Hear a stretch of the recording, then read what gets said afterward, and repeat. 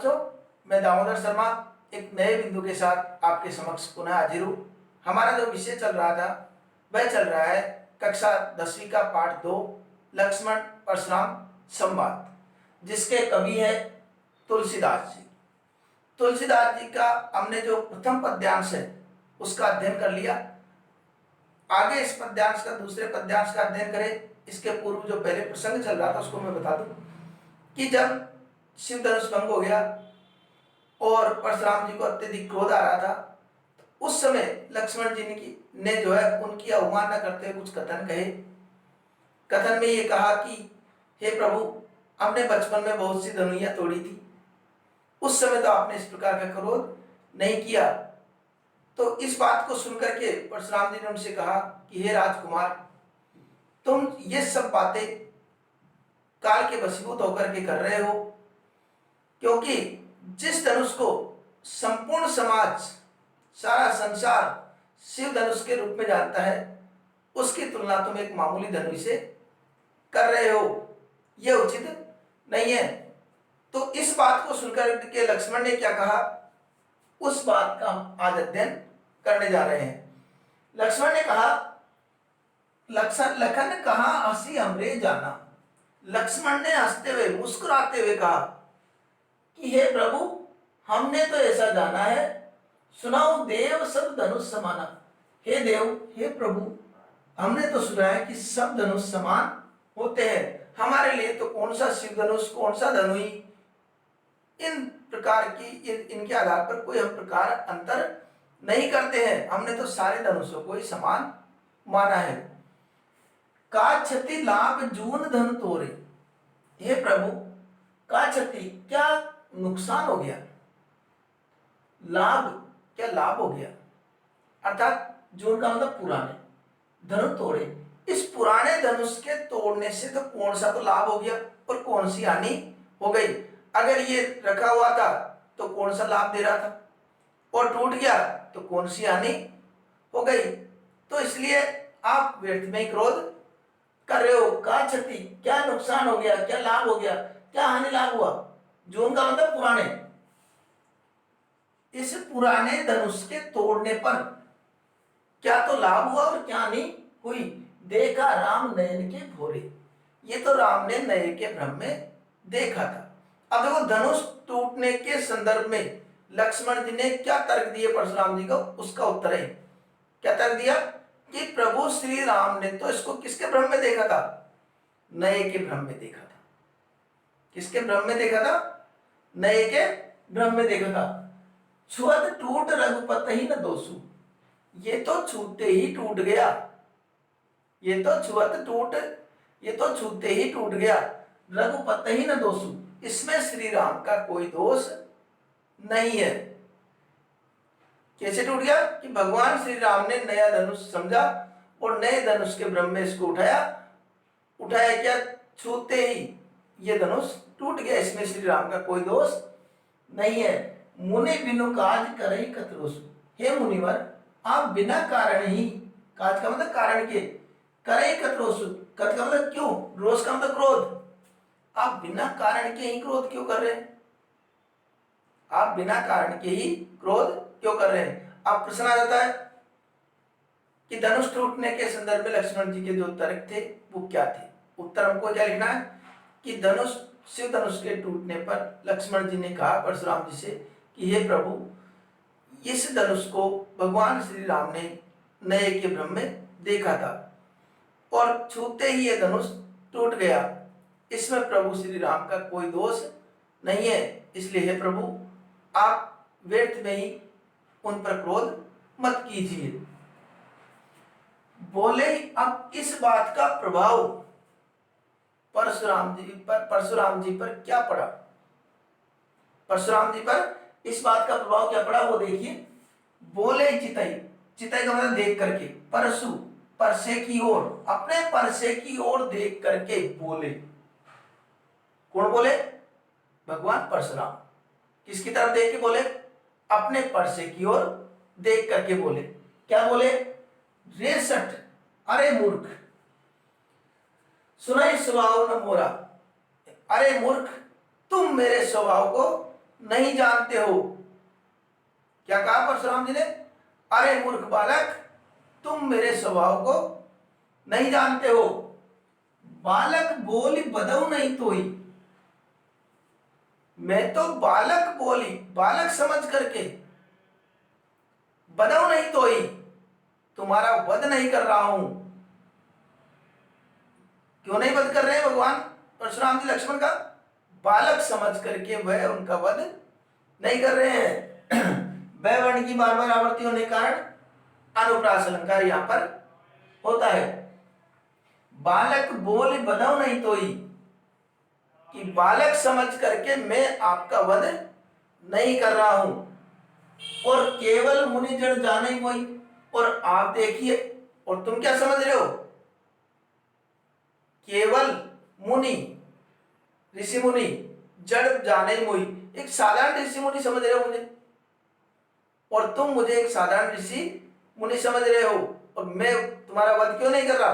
बालक समझ करके मैं तुम्हारा वध नहीं कर रहा। लेकिन आप तो जो है मुझे एक साधारण मुनि समझ करके देख रहे हो, जबकि आप जानते नहीं कि मैं बाल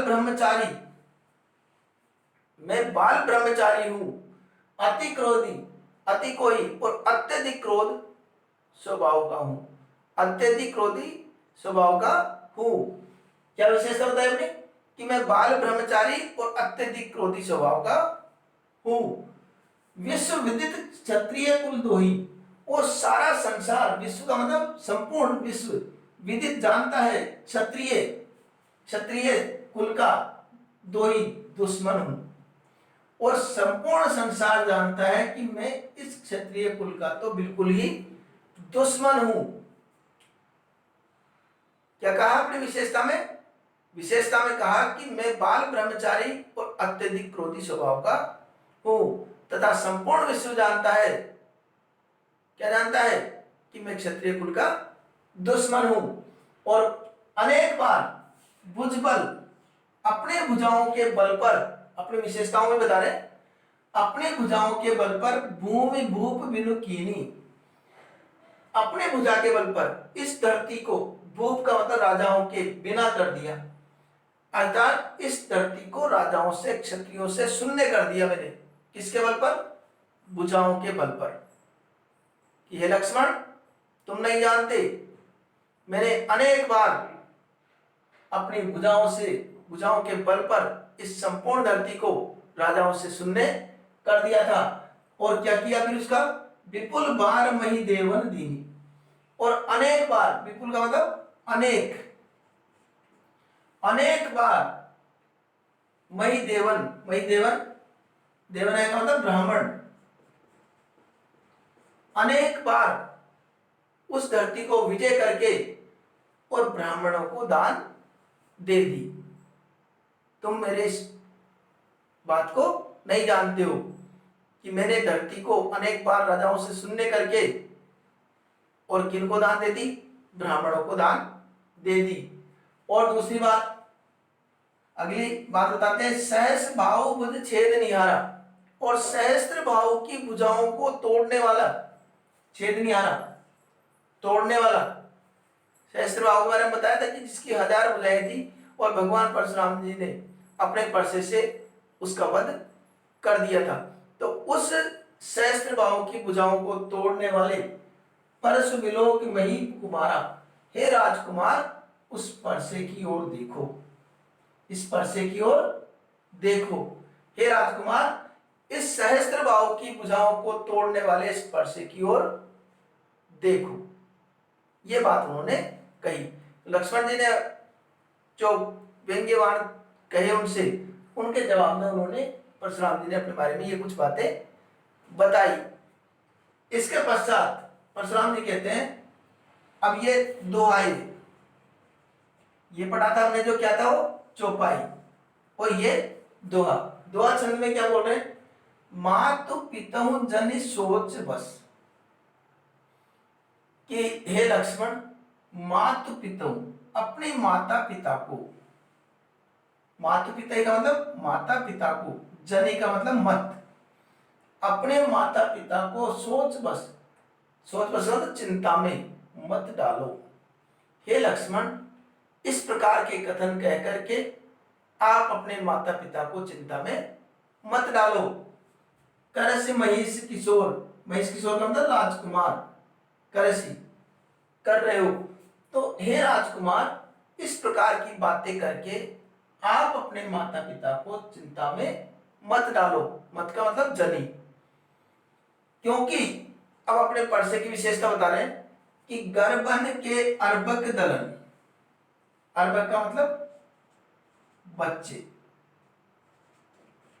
कि गर्भ में पलने वाले बच्चे, गर्भ में पलने वाले बच्चे दलन मर जाते हैं। गर्भ के बच्चे गर्भ में ही मर जाते हैं। परशु मोर अति घोर, परशु मोर अति घोर, इस मेरे स्पर्श की अत्यधिक घनघोरता के कारण, अत्यधिक भयानकता के कारण बच्चे गर्भ में ही प्राण त्याग देते हैं, गर्भ में ही मर जाते हैं।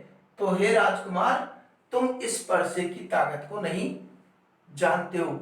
इस परसे की ताकत यह है कि इसके प्रभाव से बच्चे गर्भ में ही अपने प्राणों का त्याग कर देते हैं। इसलिए इस प्रकार के कथन बोल करके आप जो है अपने माता पिता को चिंता में मत डालिए।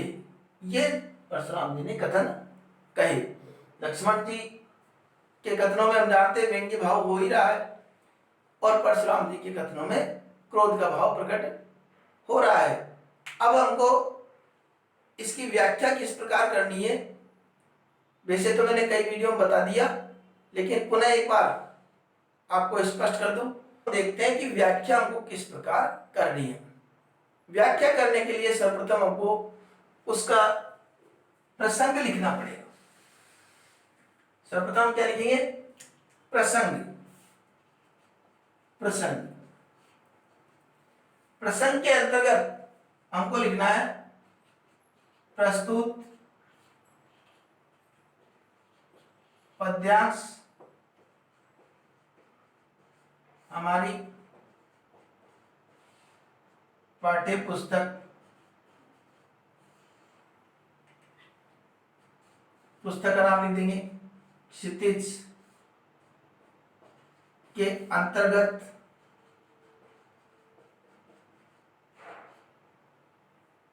महानतम कवि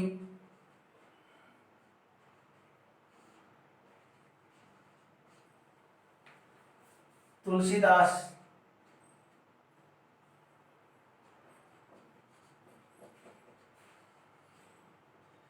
द्वारा रचित रामचरित मानस के लक्ष्मण परशुराम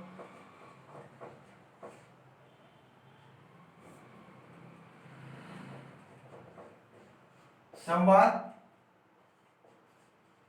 शीर्षक से अवतरित है।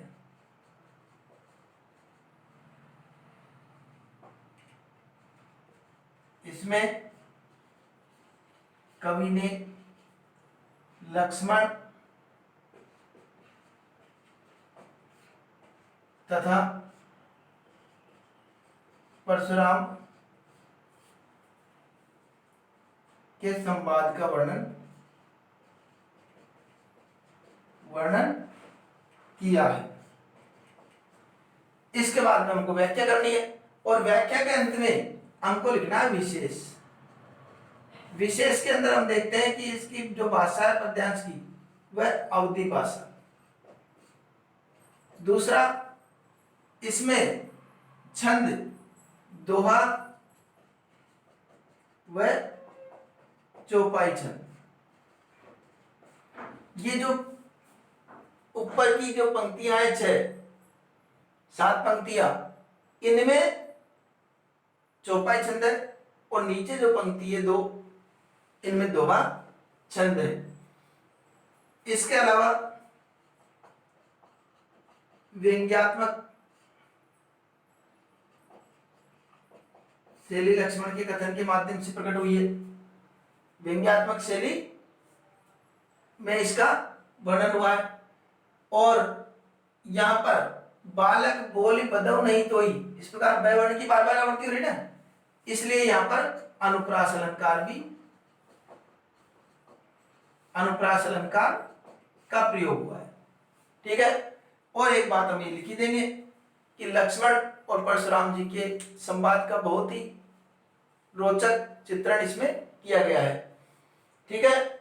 ये हमको व्याख्या और प्रसंग लिखना है और इस पद्यांश को हम भली भांति पढ़े, याद करें। आशा करता हूं आपके ये पद्यांश समझ में आ गया होगा। फिर भी अगर कोई परेशानी है, कोई दिक्कत है, तो निसंकोच कमेंट बॉक्स में जाकर के आप उनका समाधान प्राप्त कर सकते हैं। अगले वीडियो में आपसे पुनः मुलाकात होगी। तब तक के लिए धन्यवाद।